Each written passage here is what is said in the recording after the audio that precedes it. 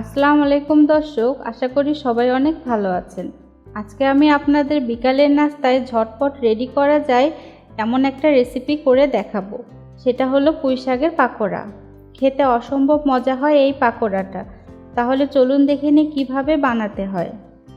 প্রথমে একটা বাটিতে 1 কাপ কুচি করে কেটে ধুয়ে রাখা পুঁই শাক দিয়ে দিলাম।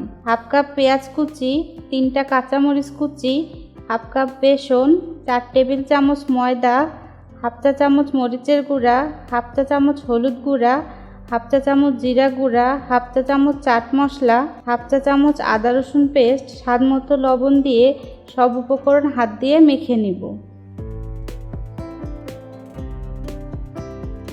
সামান্য পানি দিয়ে আবারও মেখে নিব।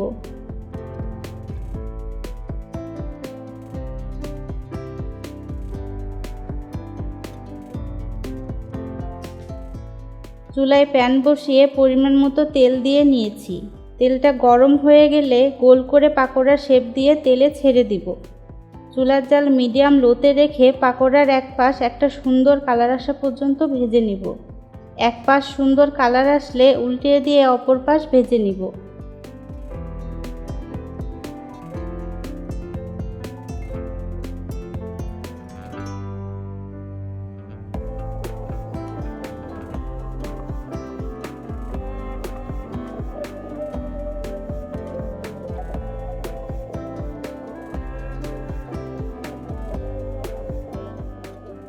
পাকোড়াগুলো ভাজা হয়ে গেছে, একটা ছাঁকনির সাহায্যে তেল ঝরিয়ে উঠিয়ে নিব।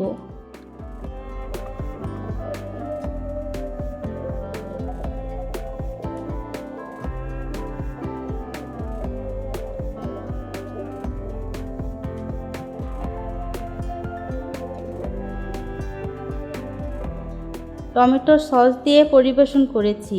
বাসায় অবশ্যই রেসিপিটা ট্রাই করবেন। আশা করি আজকের রেসিপিটা ভালো লেগেছে। ভিডিওটি ভালো লাগলে লাইক, কমেন্ট ও শেয়ার করবেন। মজার মজার রেসিপি পেতে চ্যানেলটি সাবস্ক্রাইব করে পাশে থাকবেন। ভিডিওটি যদি আপনি ফেসবুক পেজে দেখে থাকেন তাহলে আমাদের পেজটিতে লাইক দিয়ে রাখবেন। আমার জন্য দোয়া করবেন। আল্লাহ হাফেজ।